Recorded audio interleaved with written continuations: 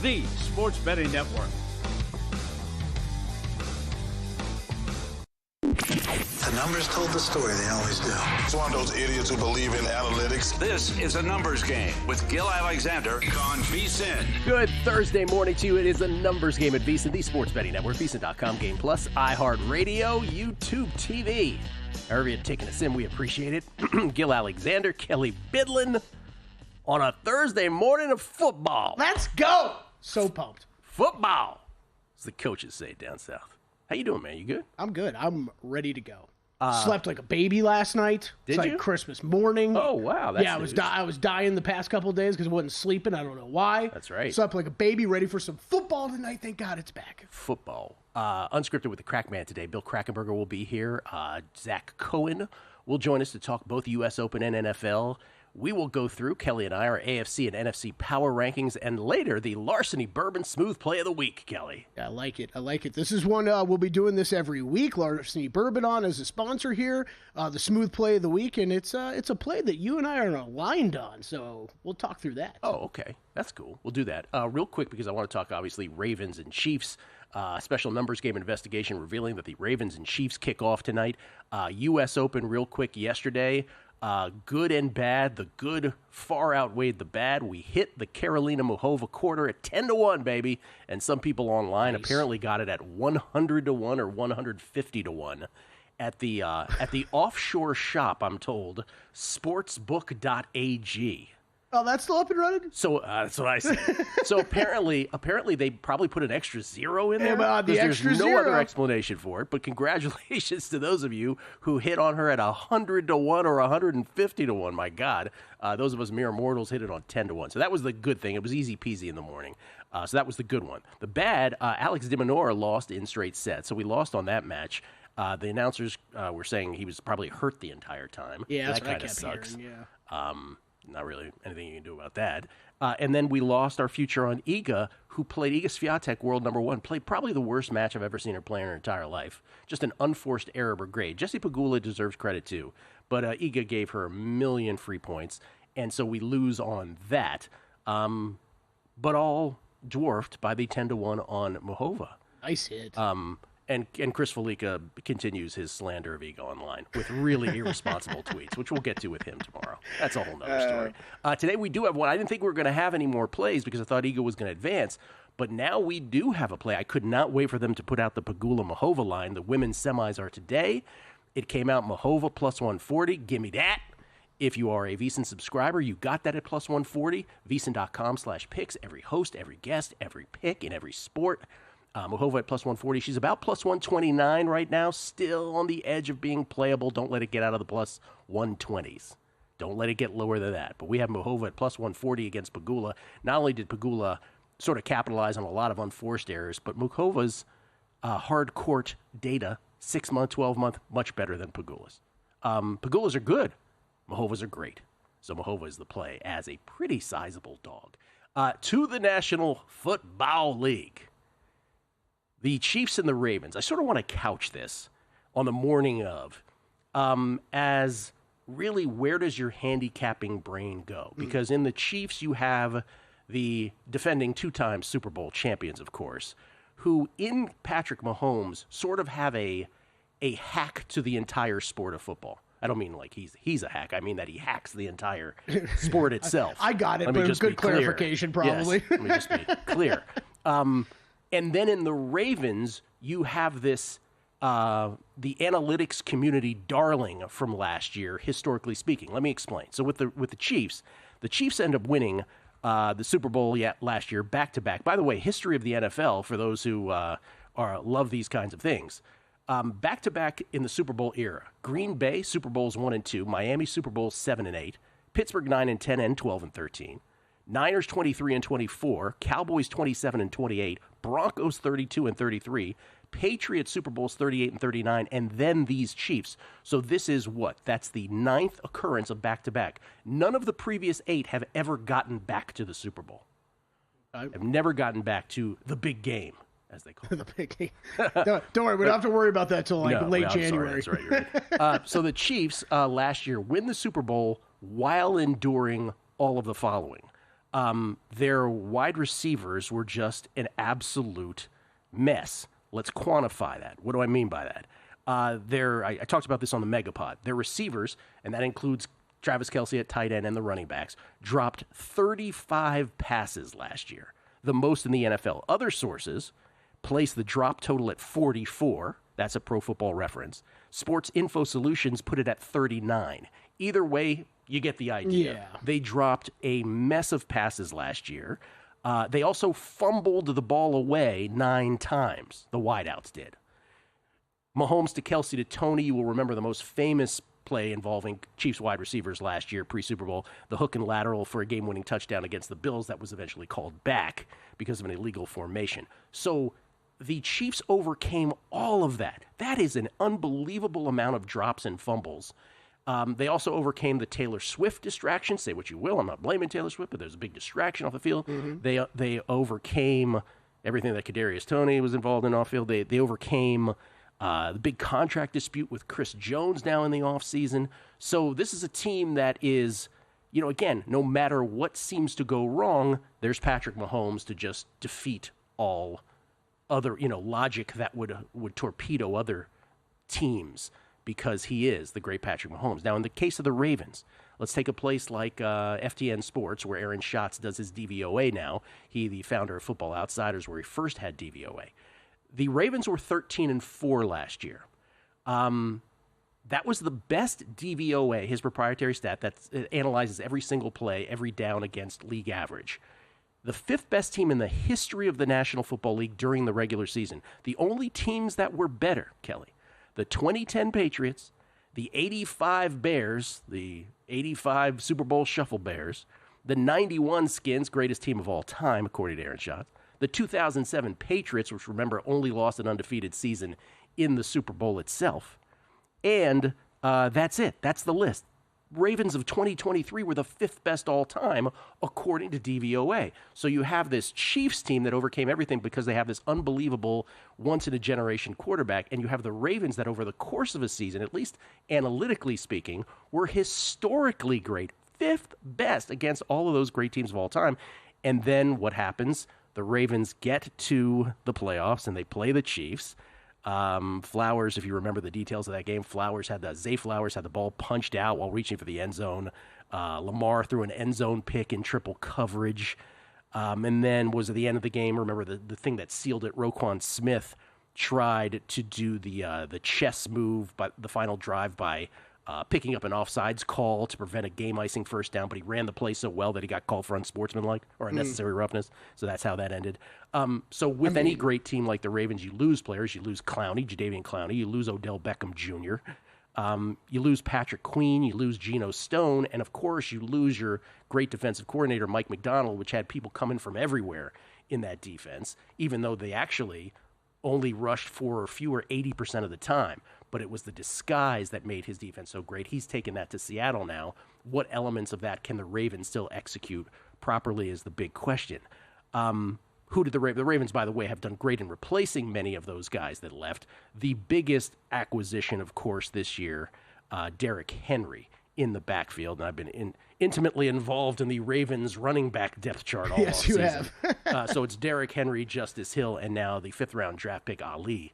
Rasheen Ali is the number 3 running back. So that's what you have tonight, essentially. You have this, this historical team in the Ravens coming off a historical season, let's put it that way, still have John Harbaugh as a coach, still 12-4 against the spread in openers, still should be respected as one of the great franchises in the National Football League, but it's against Patrick Mahomes, who's this otherworldly thing. And so you put all that in the wash, and the spread is what the spread is, which is, 3 points right now at this point.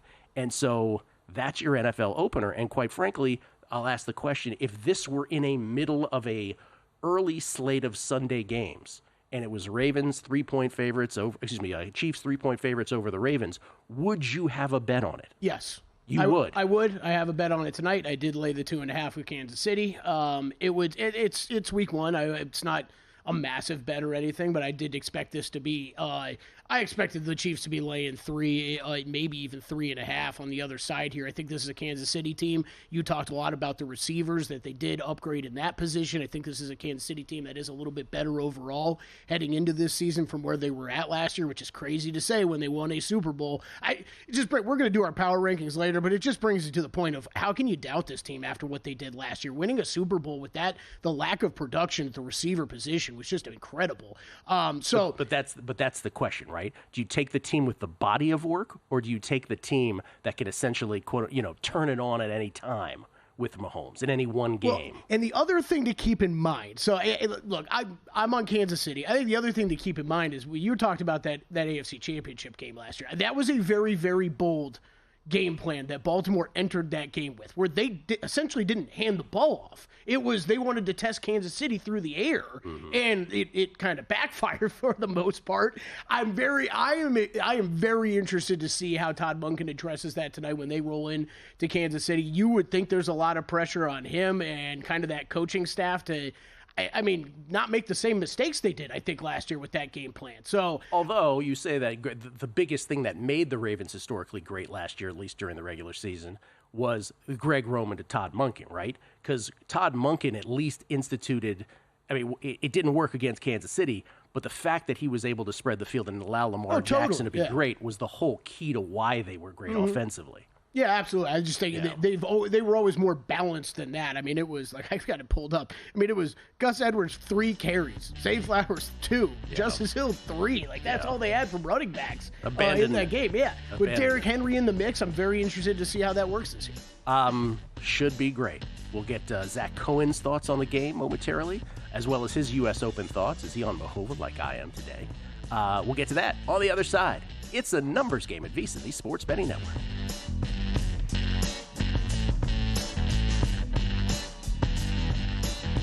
Time. There's nothing more valuable. It's what drives everyone to make the most of every moment. We celebrate living large in the now. In a city where time disappears, we create experiences that electrify the soul and memories that will last forever. We go big. We go all night. And here, everyone is invited. So get loose and get loud. This is Circa. You'll have the time of your life.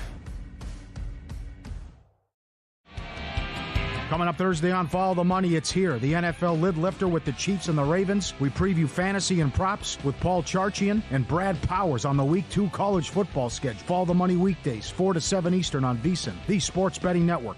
Want to see who at VSiN is on a hot streak? Go to VSiN.com/picks to see all the selections and weekly leaderboard of VSiN hosts, writers, and guests. Become a VSiN Pro subscriber and get every pick sent to your inbox daily. Just head to VSiN.com/pro. VSiN is thrilled to introduce a new VSiN.com tailor-made to the evolved needs of today's sports bettors. Our upgraded navigation streamlines your journey, allowing you to swiftly access articles, videos, and podcasts. Whether you're tuning in live or catching up on your favorite shows, everything is just a click away. VSiN.com guarantees a fluid and responsive experience across all devices, ensuring you stay connected wherever you are. We have enhanced tools such as our betting splits and expert picks, and introduce innovative features like parlay and odds calculators, all designed to make you a sharper bettor. Our How to Bet section is perfect for beginners, covering the fundamentals, while seasoned bettors can delve into our advanced betting strategies for the competitive edge you've been looking for.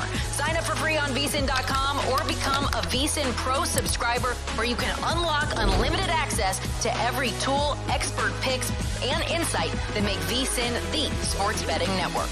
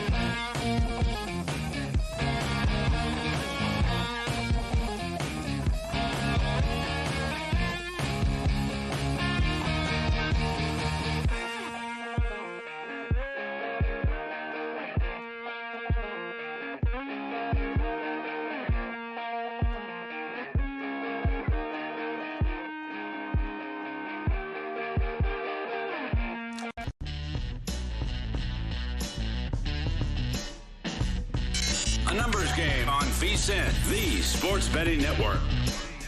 With college football already underway and the NFL kicking off today, there's never been a better time to become a VSiN Pro subscriber. Make this football season your best ever with full VSiN Pro access to our daily best bets, exclusive betting splits data, top-rated betting systems, 24/7 video analysis, plus our updated NFL betting guide with post-preseason updates for every team, new insight on players to watch, Week 1 betting systems, and, of course, more best bets. Grab our football season special and get full VSiN Pro access from now through the Super Bowl for just $175 or start a monthly subscription for just $9.99 and see why VSiN Pro is your ticket to a winning season. Don't wait. Head to VSiN.com/subscribe to sign up and watch or listen to us anywhere you go. That's VSIN.com/subscribe. It's Gill Alexander. It's Kelly Bidlin in the hizzy. So you got the Chiefs minus 2.5 today, locked in already from earlier. Yeah, laying 2.5. Looking over some of the props right now, player props. I don't know if there's anything I'm going to bet here, but minus 105 and for anytime touchdown for Isaiah Pacheco, minus 125 for Derrick Henry. That feels aggressive. I don't know. I'm very intrigued to see how this Derrick Henry, Lamar Jackson running game works. Like I think it's going to be very different from what we've seen with the Ravens the past minus 125 anytime touchdown Derrick Henry. Yeah. You feel like that's aggressive? I feel like that's low. I feel like it's aggressive, but only because I haven't seen it yet. I don't know. I would rather take plus 215 on Lamar to score one. Not just because of the number, because I think he will be active with his legs, too. I know the whole idea is that Derrick Henry now on the roster allows them to be more aggressive running the ball at the goal line and not use Lamar Jackson as much in those areas. I think there might be a little value on that Lamar number here early in the season. We shall see. Let's find out where Zack Cohen falls on all this. Zack Cohen comes to us courtesy of the Progressive Guest Line, betting on X on Twitter for some tennis and football talk. Zack, how you doing, man? I'm doing well. How about you? Doing good. Let us remind us, if you would, where you stand on this game, where your bets are tonight. I like the Chiefs minus 2.5, so I'm with Kelly there. I think the Ravens are breaking in a new defensive coordinator. They also lost Jadeveon Clowney and Patrick Queen. So last year's top defense going to look a little bit different. It's also a defense that really struggled to contain Travis Kelce last year. So losing some talent in the middle of the field and losing your play caller could hurt a little bit there. So if we're looking at a player prop, I think I mentioned it on the show Tuesday. I like over 56.5 receiving yards for Kelce. He went over in 9 of his 15 regular season games last year, went over in all the playoff games last year, went way over when he played against the Ravens in the playoffs last season. Either of those two props we just brought up, I don't know if you heard, Derrick Henry minus 125, anytime touchdown. What was the other one, Lamar? Lamar was plus 215. Either of those interest you at all? I think I'd be more interested in the Lamar one than the Henry one. I just would be surprised if they get all the way down there and they don't run some type of fake where they get Lamar going outside. All right. Yeah, so read option or something. I just think there's a lot there that feels like a pretty big number. I'm interested to see with the Kelce stuff. Like week 1, I think that's no problem, Zach. I am interested to see how much they dial back and try to save his legs as the season goes on. You've heard a lot of those reports kind of through the offseason that they'll try to, dial back a little bit his usage. I don't think we're going to see that night 1, but it'll be interesting to keep our eye on here through the season. What beyond tonight did you bet, Zach? I have the Eagles minus 2.5 against the Packers. You get that at minus 2 now. I know that you're not very high on Philly this year, but it's actually kind of a combination of me being high on Philly, not as high on others on Green Bay. I think that the Eagles are going to look a lot more like the football team they looked like early last season. I think that they're going to get back to being top 5 or so in offense. I think they're going to be league average defensively. So I think that that's a game where I kind of trust them to get the job done. I think that a Vic Fangio defense matches up very well with a Packers team that wants to throw the ball deep because Fangio's not going to let his corners get beat over the top. And then I also like under 42 in Steelers-Falcons, which is, nothing bold there. I think Pittsburgh, we saw them in the preseason. They could not score. I do not have a lot of faith in Russell Wilson leading that offense, which is sad for me as a Wisconsin, alum. I really like to see Russell succeed. And I think that the Falcons, with Cousins coming back off an Achilles, playing with a defensive-minded head coach, I don't see them going crazy in that game either. That has become a very popular pick, the under in the Steelers-Falcons game. Are you in Survivor at all? Are you playing Survivor? I'm playing Survivor on my own. I'm not in the Circa Survivor. Okay. Would you like to share with us what you're thinking for Survivor? For your non-Circa pool? I'm going with the Bengals. It's lame. I know everyone's going to take them, but I don't want to be out in week 1. I think that's the safest play. By the way, I'm not as high on the Eagles, but I do like them against the Packers, and I have always said about the Eagles, even though I'm not high on them, I still expect them to win the division. I do think there is a scenario where if they don't play well in the early part of the season, though, Nick Sirianni is toast with a new offensive coordinator and a new defensive coordinator in Moore and Fangio. I think that scenario exists for Sirianni. Okay, United States Open tennis. You have Pegula winning it all, right? Yep, I have Pegula winning it all at 12-1. So tough matchup coming up here, especially because I kind of like Pegula to win again. And I've had a lot of failures so far this tournament where I'm picking the player that I have in a future in a singles match. But I do think she's going to beat Mukova. They played against one another in Cincinnati. I know that those conditions are a little different. Mukova joked that they played in a parking lot. But I thought that was a match that really lined up well for Mukova to win. It was, Pegula coming off a 1,000 level win. Nobody would have blamed her for going out early in that match. She played a pretty lousy first set, dropped that first one, but from there she kind of ran away with it. And I know that Mukova's playing a lot better in New York, but I just think that Pegula, the way that she's playing, she looks like a top player in the world to me. I think she kind of always has. It's just one of those, best player without a major thing. So I think that this is a really good opportunity for her to get to the final. I would have to look into doing something with the Sabalenka one. I don't think she's going to beat her, but yeah, I'm happy to have the ticket at this point. Remarkably consistent numbers over time for Jessie Pegula. Absolutely give her that for sure. $7.5 billion heiress. Kelly, in case you were scrolling. Well, I was sorry to see your EGA ticket go down, but I don't know if you caught the video last week about her having to take the subway over to the U.S. Jessie Open. Pegula? Yeah, Jessie Pegula. I felt bad for her. It kind of broke my heart because I'm like, what? She really needs a private helicopter to get her there. So hopefully, as she racks up these wins, we can get her that helicopter, and she doesn't have to worry about this. She's really roughing it right there. Yeah, really roughing. It's tough to watch. Yeah, you have in two semifinalists again: $7.5 billion heiress in Pegula and a $1.5 billion heiress in Navarro. And yet, these two girls, I'm serious. This is I think it's phenomenal. It's incredible. These two girls who didn't have to do anything in life have become, in Jessie's case, a top 5 player. And in Navarro's case, a top 20 player, probably will get to the top 10. It's unbelievable. It's an incredible story. I'm on your side with this, by the way, and I've gotten in so many arguments about it. I think that it's impressive to, have the drive to be a top something in the world when you don't have to be. So I know that there's the other end of the coin where they don't have resources. It's harder to get out when you don't, but it says something about their work ethic. Absolutely. Well, what's the counter argument? The counter argument is, they have all the advantages. Yeah. They get country clubs and all this. Yeah, but there's a million other people that have that too. That's incredible that they're able to be this skilled. Okay, any college football this weekend, by the way?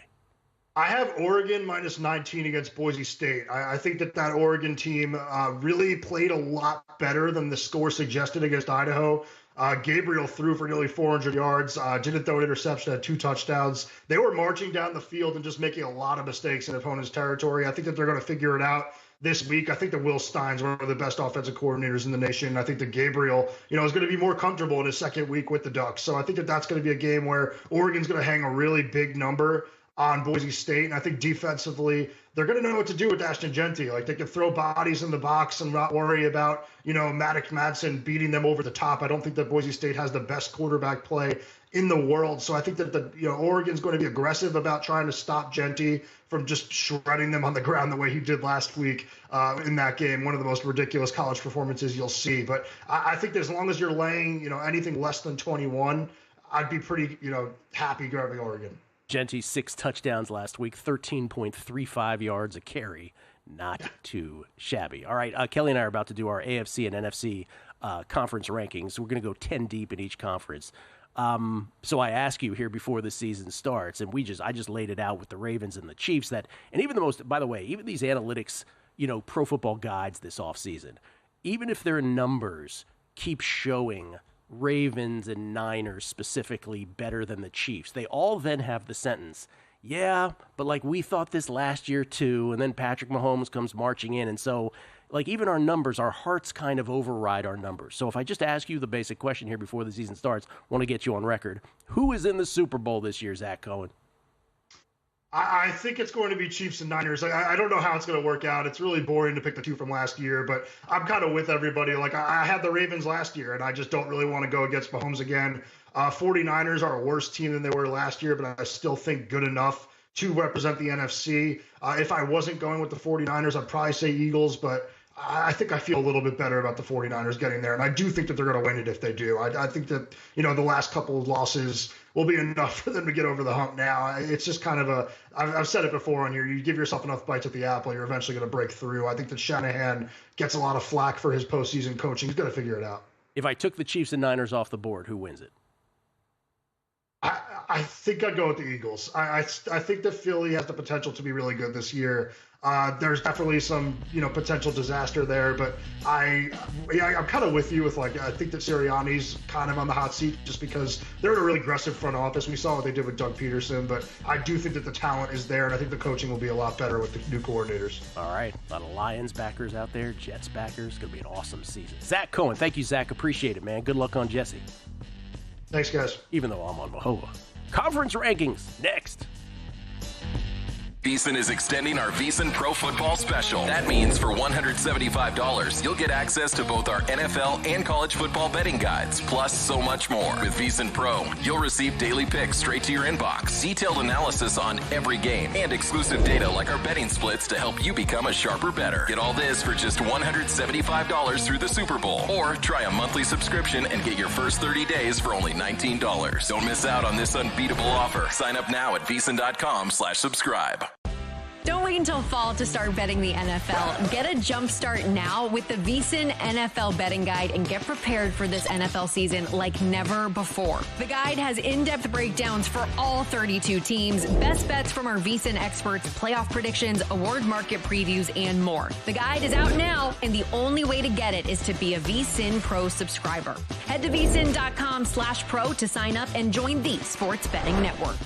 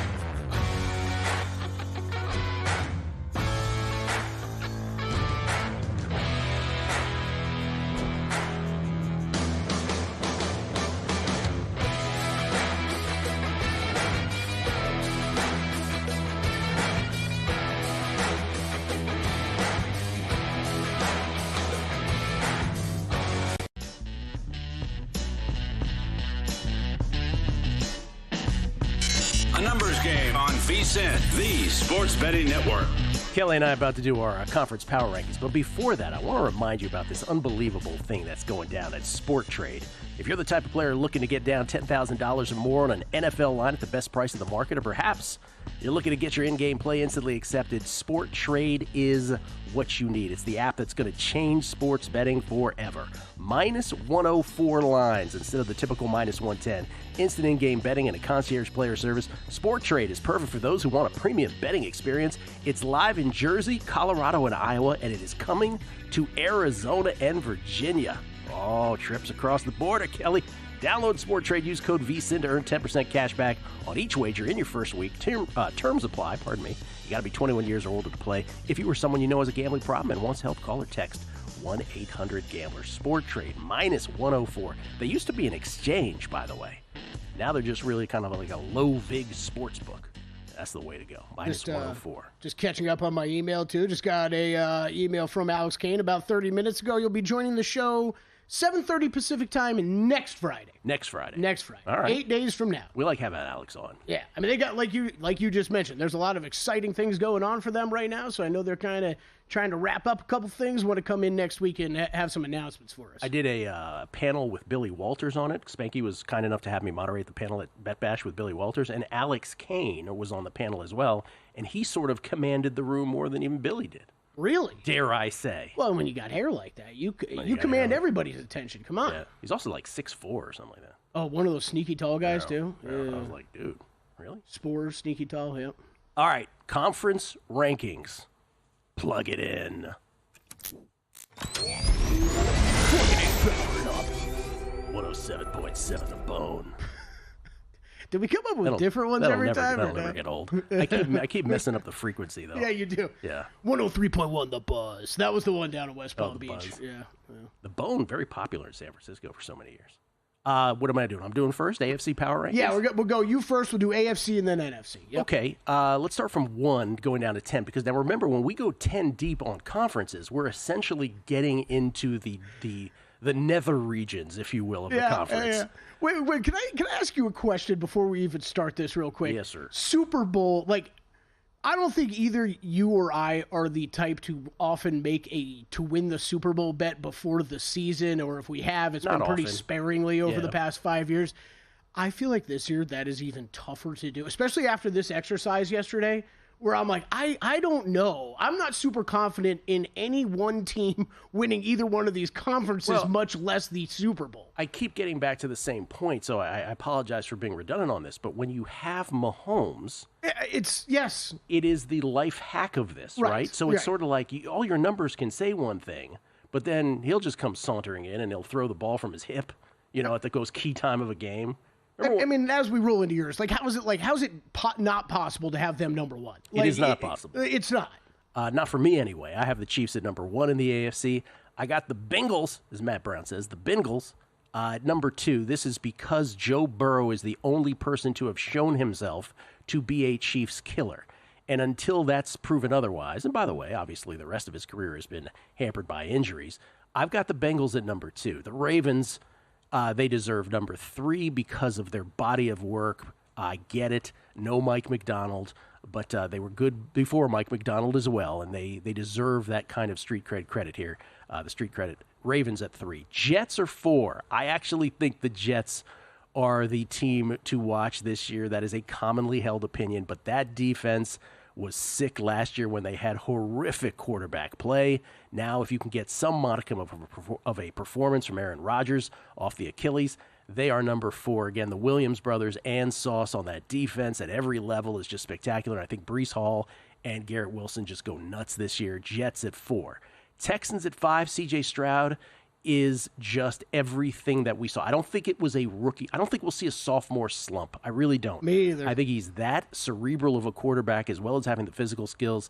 I got the Texans at 5. Dolphins are a bully, right? They're a team that will crush like they did last year. The Dolphins and the Cowboys are the same team. They're bullies. They crush teams that are far worse than them, and they get punched in the mouth when someone their own size picks on them. But I got the Dolphins right now at number 6 because that offense still has the greatness of Waddle and Tyreek, of Mostert in the backfield as well, and Achane, so they are as fast as could be. Dolphins at 6. Browns, the jury's out. but I'll give them 7 because they ought to be able to grind their way. Now, remember, when we get to 7 or 8 in the conference, we're actually talking about a middling team in the conference. This is the spot, can you get into the playoffs or not? Right, this is the make-miss playoff spot. By doing it by conference, it sort of throws off your you're a little off kilter with it. So the Browns at 7 is, can they make the playoffs or not? The Jaguars get 8. Trevor Lawrence, what's it going to be? You're going to fumble the ball season long? You're going to hold on to it? What's the story? They're number 8. I'm down on the Bills more than others. I've got them at 9, and because there was really no other viable candidate to put at 10, the Colts get 10. Yeah, we have the same 10 because I think I felt that way too. No matter what you feel about the Colts, and I mean, I don't even want to say that I'm higher on them than most because I think there are some people here. You're higher on Anthony Richardson. Exactly. I'm higher on Anthony Richardson, but I felt the same way. Like it's them in 10 and those top 10, and then it felt like a pretty drastic drop off. When we did the the preview of every team this year, the Colts season comes down to him and him alone. Chris Ballard basically did nothing in the offseason. Yeah. So it's like, how good or bad is Anthony Richardson? Yeah, it really is that. Yeah. I would be higher on the Colts as a team if they had done more in the offseason, right? And I know there are some smart people saying, okay, well, if they didn't go out and make those moves that they kind of needed to, it tells you a little bit about where Anthony Richardson's really at, and he's not progressed far enough. Seems like you already lied to us, Kelly. You have the Colts at 9. No, but same top 10, just in different order as usual. I thought you said Colts at 10. Right at the top, it's different. I mean, Chiefs, we got number 1. We share that. Gill, the longer and longer we've talked about the New York Jets. Oh, yeah. They could have been 2 for me, This 2 through 6 range is very, very difficult for me to order at this point. We're heading into the season. So I am going to go Jets number 2 because I do think they have the most well-rounded roster of all those teams that we're talking about. Now, Ravens are right there. So it's really hard for me to put them any further down than 3. You had them at 3, too. I think that's understandable. They were a team I don't think I was willing to drop further than that. But I did put the Jets 2, Ravens 3. I went Texans 4. Agree with everything you said. I think that pass rush is going to be dangerous. They have probably the best wide receiving core in the league. C.J. Stroud, I do not expect to take a step back at all. Watch out for Houston. I think it's another year that they're going to be a strong contender. Bengals number 5 for me. I have definitely cooled down a bit on them since we made those bets early, and we've got this whole Jamar Chase thing going still. We'll see, but a healthy Joe Burrow, like you said, we've seen him actually challenge the Chiefs. Then the Bills at 6 for me with Josh Allen. These ones were tough then, the next 2. Browns, Dolphins. Did you have it? You had Dolphins up a little bit higher. Yeah, you and I are a little different on the Bills. Because you had Bills down. And Dolphins. That's why you had Bills down. Yeah. So Browns, Dolphins. I don't flip a coin to, but like you said, Browns may be the toughest team for me to figure out as we're heading into the season. How good is this offense going to be? How good is Deshaun Watson really going to be? Big question for me. Dolphins, can they replicate the high level of success they had on offense last year? And how bad is this defense going to be? Because I do have concerns. And then I have Colts and Jaguars filling it out. I think one of those 2 teams, wouldn't be surprised to see them make the playoffs. So it occurs to me that some people listening are going to be like, why do you guys do power rankings? Like, who cares what your power rankings are? What power rankings do, whether you do them mathematically or just off the cuff, they should be able to give you guardrails from week to week and prevent recency bias. So if you have a 1 through 10 as we have just outlined, whatever your 1 through 10 is, if a team at 4 has a horrible performance, they shouldn't fall all the way to 10. It should help you keep in mind what their true sort of rank is. Now, over time, if they have 3 bad performances in a row, whatever, they should fall accordingly. But this just gives you some sort of guideline to go from week to week. Here's the NFC version of this. I got the Niners at 1. As low as I am on the Eagles compared to the conventional wisdom, I still got them at 2. I got the Lions at 3. I love Jordan Love. Maybe the Packers are higher here because of a small sample size. I can concede that, but as of now, I believe in Jordan Love. He's number 4. He's not number 4. The Packers are. Cowboys are at 5. They're the bully. They're the Dolphins equivalent. Rams with Matthew Stafford still at the helm have got to be number 6. Seahawks with Mike McDonald as the defensive coordinator are number 7 to me. And again, this is where you get into, will they make the playoffs or not? I got the AFC South best Falcons at 8, but only 8. And then 9 and 10 were just a ridiculous exercise. I I happen to go Cardinals and Saints, but honestly, if you threw in Washington or whomever, I wouldn't have an argument with you. Yeah, real quick. So at the top, like this is like NFC's just tough for me. Like I think there are 3 teams kind of that stand alone. I went Eagles, Lions, Niners, but I'm not going to argue with anybody who wants to switch around any of those 3 teams to put as number 1. But I am high on the Eagles this year, though, so I'm putting them as my number 1 team in the NFC. Cowboys, I feel like we've come around to this conversation the past week. I just think people are maybe not seeing them like the team they were last year, and I know they played a bunch of bully ball too. I think we're expecting a big drop from this team that I'm not fully expecting. I got Seahawks number 5. I think that's a surprise one, Gill. I do expect big things out of Seattle this year. I got Seahawks 5, Packers 6, Rams 7, Falcons 8. As much as I got bets on Falcons to win that division, but where do they stand in the conference? I still think it's around that number. Cardinals 9 for me. They were definitely going to be my top 10. And Bears? Sure, Bears. 9 and 10 is just ridiculous. Just ridiculous. The Larceny Bourbon Smooth Bet of the Week. Next on the Numbers Game at VSiN, the Sports Betting Network. In the heart of downtown Las Vegas, a sports oasis awaits. Stadium Swim, the ultimate outdoor amphitheater, built for the ultimate sports fan, with a colossal screen that brings the game closer than ever. Reserve a daybed, private cabana, or lounge in the center of it all. 6 pools to dive into as the game heats up. And the best part, there's never an off-season. Open 365 days a year. Stadium Swim, it's always spectator season. The only thing better than football is the excitement of all the contests. Catch the Circa Friday Football Invitational at 9 p.m. Eastern with picks from some of the sharpest bettors around the country. Then on Saturdays at 9, watch the Football Contest Show, where our expert hosts and guests go through the consensus choices for some of the biggest betting contests in the world. The fun doesn't stop there. Visit VSiN.com for the full lineup and join us on the Sports Betting Network.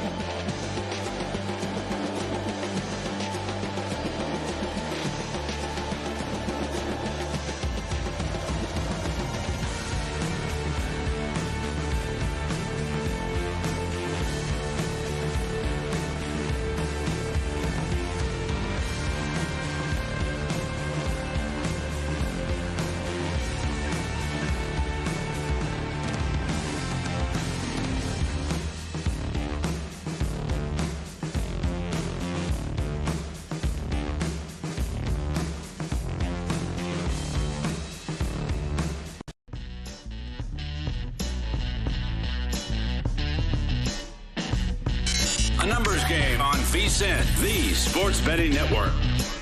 Back on a numbers game, live from Circa, right here, downtown Las Vegas. It's Gill Alexander, it's Kelly Bidlin, and it's time for the Smooth Bet of the Week, presented by Larceny Bourbon. Oh, yeah. Locking a win in C's tonight. Bardstown, Kentucky, 46% alcohol by volume. Think wisely, drink wisely. It's your Smooth Bet of the Week from Larceny Bourbon. Kelly? Getting thirsty over here, Gill. I'm getting thirsty. Is that I see glasses. I see a bottle of bourbon in front of me. Is thirst your overriding emotion when you say that? Is that what it's about? Thirst? Well, I mean, I'd like to taste it, you know. I need a little, just a little taste, Bourbon in the morning? Yeah, a little bourbon in the morning. All right. I mean, come on. It's 7:45 a.m. in Las Vegas. It's party time. I endorse it. Please drink responsibly, of course. Our Smooth Bet of the Week from Larceny Bourbon is the Arizona Cardinals plus the points against the Buffalo Bills. How do you like that? We both are on this, right? Well, and usually, it's Gill's show. We're usually going to design this around Gill's bet, your favorite bet, but I figure we might as well pick the one that we actually match up on this week, so we can both talk to it. Sure. Mine comes to really based on the fact that, pardon me, I think the Buffalo Bills, again, if you've listened to this show throughout the offseason, I don't think the Bills are making the playoffs this year. There's 7 spots, and somebody's missing it. And I think this is the year that the Bills do. I think the proverbial window has shut, or at least has closed enough that this is not going to happen anymore. Josh Allen has worked miracles. I think the absence of Stephon Diggs, as I said many times, while there are many who will look away at that, I think it's an actual big deal. He spread the field. It allowed for Josh Allen to use his tight ends, whether it's Dawson Knox, whether it's Dalton Kincaid over time, to maximum usage. And now you have an issue where you have a bunch of wideouts who do not really spread the field. Their answer for this, by the way, the Bills were well aware of this aspect of losing Stephon Diggs. And I get it. If you lose Stephon Diggs, I understand why they had to. Stephon Diggs was upset because he just wasn't getting targeted in the same way that he had been prior to his days in Minnesota. Although, to be honest with you, the stats don't bear that out. That's more his impression than it is actual reality. But nonetheless, he's gone. Yeah. And so the Bills' response to this was, let's get Marquez Valdez-Scantling. Doesn't scare anybody. And the issue is they also have guys like Keon Coleman, who did not, for all of his 50-50 catches that he was able to get at FSU, he is not a guy who spreads the field. Right, yeah. And so I just believe Josh Allen has to be more of a Superman than ever. And in a stacked AFC, even a stacked division, right, which already includes the Jets now with Aaron Rodgers and the Dolphins, I don't think they're going to be as good as we remember them this year. And I think on the flip side, I think the Cardinals with Kyler Murray are not as bad as one remembers them to be when he is healthy behind center. And so I think your North Star in week 1 is give me as many points as possible in any of these games. I got the Cardinals plus 6. We're showing 6.5. Give me the points. Yeah, I'm with you all the way around. And I think it's going to be really interesting to see how Buffalo comes out offensively this year because, like you talked about, I think we are expecting to see. They tried this last year, but they had to deal with some injuries, so it wasn't something they were able to lean on as much. But you're going to see 2 tight ends a lot. Some of those wide receivers, I think you get a Keon Coleman because you're hoping to match up a big body wide receiver with single coverage, and hopefully that works out. I think we're going to see a lot of running game from the Bills, at least early in the season as this offense develops. So that might already slow down their tempo, kind of slow down what they're able to do offensively. And look, the Cardinals are going to give up a lot of points. Oh, yeah. A lot of points. But that offense, when Kyler Murray, James Conner been on the field together end of last year, very efficient offense, very dangerous. You add Marvin Harrison to the wide receiving core. I think this offense is going to be a top 10 offense in the NFL. And when you're talking dogs in week 1, especially, Gill, talking the over 6 points with the Cards, with a team that offense is always going to be able to kind of keep them around and in that game. Give me that week 1. I like this bet a lot this week. Let me just back up some of the stuff I was saying about the wide receivers. Khalil Shakir, 4.4 speed, but his ADOT, which is average depth of target, an advanced stat that people like to throw around, under 10 yards in each of the last 2 years. And it was lower last year when he had the expanded role. As compared to his 2022 season. And then Keon Coleman, as I mentioned, at Florida State, his ADOT, his average depth of target, 201st among qualifying receivers in the nation in college football. By the way, Curtis Samuel is also rostered as a wide receiver. For those of us who have rooted for teams that have had Curtis Samuel on, no one has ever mistaken him for a guy who spreads the field. So that's the story. And then there's Marquez Valdez-Scantling. That's their answer to this question. So the Arizona Cardinals, ladies and gentlemen, plus the points against the Bills are your Larceny Bourbon Smooth Bet of the Week. In order to have a nightcap, you need to have a night first, make good on some bets, then pour some smoothness in your glass with Larceny Wheated Bourbon. Whether you're making a paper plane out of your parlay ticket or celebrating a big payout with a classic Kentucky Mule, Larceny has all the flavor you need to craft cocktails so tasty they'll have you toasting victory like a high roller. You're in charge, so lock in the call. Find a bottle near you at larcenybourbon.com and seize tonight.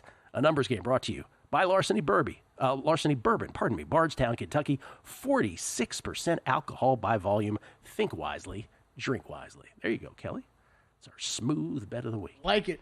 What happens to that bourbon now after the show? If you don't think I already asked Miles about that. No. I was like, so I'm assuming I'm just taking this home with me. And he's like, no, we need other shows to promote it. I'm like, all right. Oh, we don't get our own bottle? Yeah, no. Okay, all right. Just curious.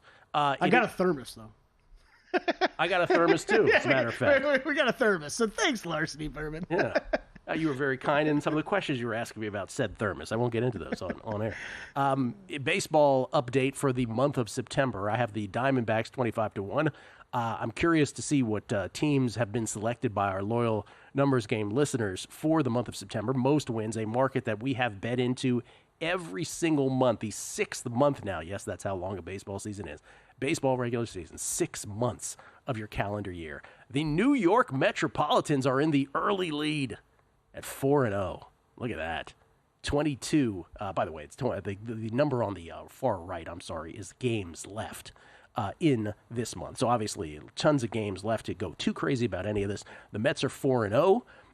The Reds, Padres, and Phillies are all 3-0. And then you got the Orioles, Guardians, Diamondbacks, Cardinals, and Rangers all with 3 wins. And then you see the run differential there in the middle. That is how, again, if you did this at Circa, the tiebreaker is fewest wins, followed by best run differential. If you do this at William Hill Caesars, it is a dead heat. The run differential stuff, whenever we look at these early in the month, too, it's always kind of amazing. You like 3-1, but you're plus 17 in run differential. Like, that is that's pretty impressive. Or you're 3-1 and you're plus 5. Right? Yeah, right. That's what I'm talking about. Yeah. As far as Major League most wins, I also have the Diamondbacks in this market. Diamondbacks did win yesterday. Dodgers lost, so they're within 5 again.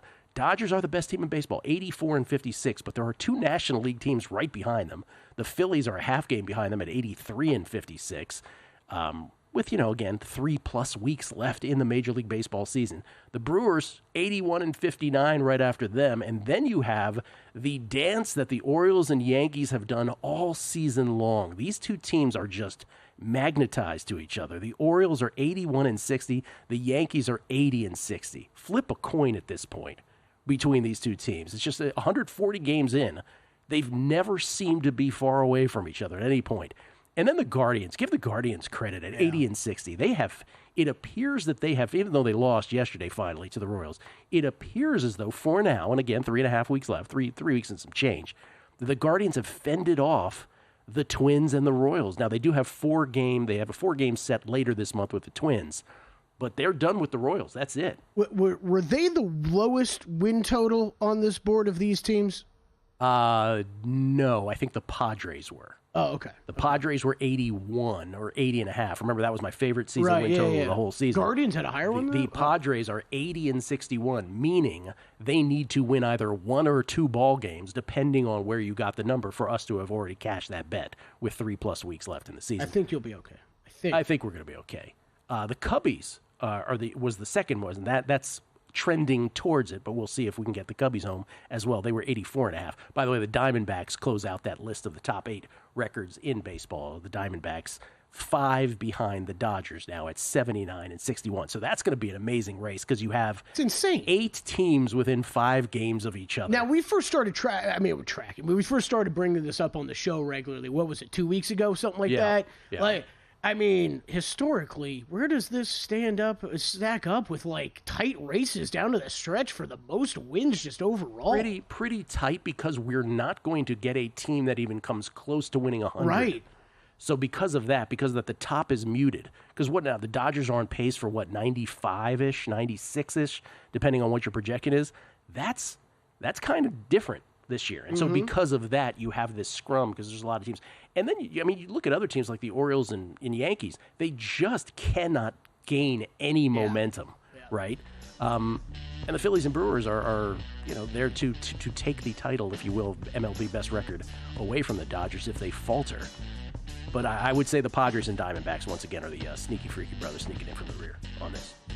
8 deep, 5 games separate the Dodgers from the Diamondbacks at the top of Major League Baseball for the best record market. We'll come back unscripted with the Crackman Bill Krackenberger. It's a numbers game at VSiN, the Sports Betting Network. The summer months are here, which means you're going to have to bet on baseball. This is VSiN MLB